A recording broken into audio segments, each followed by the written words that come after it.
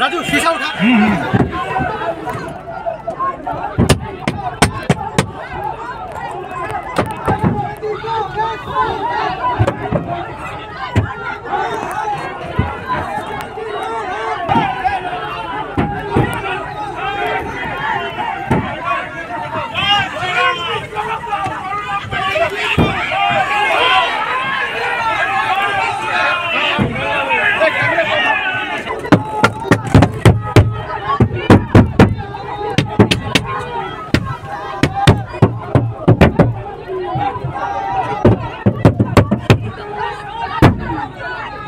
আমি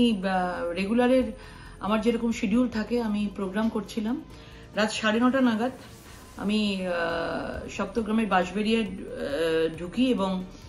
কালীতলা বলে একটি জায়গা আছে, সেখানে আমি কালী পুজোতে গেছিলাম। আমাকে ওখান থেকে ইনভিটেশন দেওয়া হয়েছিল এবং সেখানে মা কালীর পুজো এবং বহু মানুষ, পাড়ার মানুষজন ছিলেন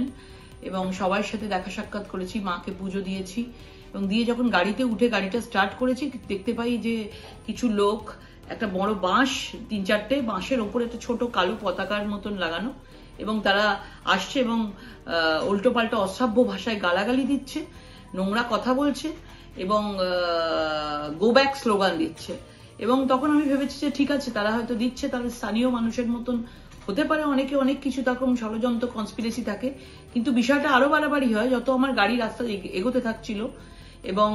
বসেছিলাম। গাড়ির চারিদিক ঘিরে তারা মোটামুটি গাড়িতে মানে মারতে থাকে গাড়ির মধ্যে অনবরত এবং আপনারা বুঝতে পারছেন যে গ্লাস গাড়ির মধ্যে রয়েছে এবং সেগুলো মানে ভেঙে যেতে পারে এবং সেই অবস্থায় চারিদিক দিয়ে গাড়ির মধ্যে মারতে শুরু করে এবং বিভিন্ন ভাবে চেষ্টা করে যে কিভাবে গায়ে আমার হাত দেওয়া যায়, কিভাবে কাঁচ ভাঙা যায়, মানে একটা বিরাট ভাবে বড় করে একটা ষড়যন্ত্র করেছিল এবং সেখানে আমরা কেউ কিচ্ছু জানতে পারিনি এবং তৎক্ষণাৎ আমরা পুলিশকে ফোন করেছি এবং পুলিশ এই বিষয়ে কিছু জানে না। স্থানীয় মানুষও যেখানে আমরা পুজোতে গেছি সেখানে কেউ কিচ্ছু বুঝতে পারেনি যে কিছুক্ষণের মধ্যে এরকম একটা বড়সড় ঘটনা ঘটাবার জন্য টিএমসি থাকবে।